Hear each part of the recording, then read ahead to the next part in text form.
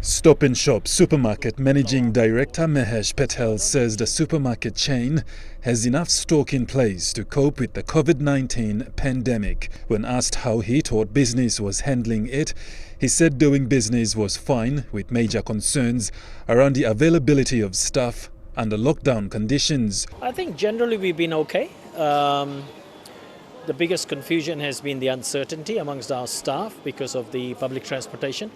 As you know, whilst we're all very mindful of the health issues, most of our people are reliant on public transport. So the whole weekend we have had issues.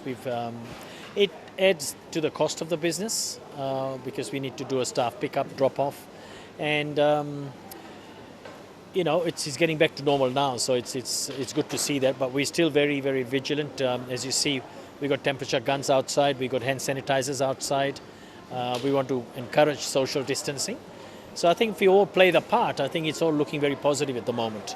With the country's land and sea borders closed, Patel says it is difficult to get local produce direct from the local farmers. So the only option for Stop and Shop is to import from overseas. I think we've had issues with the supply of produce across the borders. A lot of our farmers, and I think this is something we intend to speak to the controller and the emergency unit to say that a lot of our farmers are dependent on cash crops. That is their livelihood. They're not able to come across to the city. I realize the issues, but I think we'll need to quickly find a solution. Either we set up a depot or a collection point somewhere where we can control the movement in and out, but also allow people to actually get their livelihood. Because the farmers, as you know, it's a livelihood. He says the government needs to look into helping farmers as it is their only means of generating income. Trying to discourage imports to support the local industries.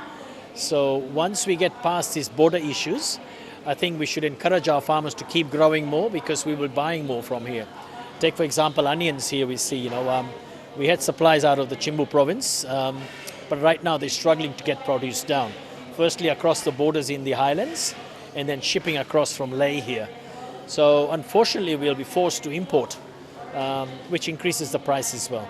So I think it's a good time for PNG to sort of step back and say, well, we can produce more, let's produce more, let's support our local farmers.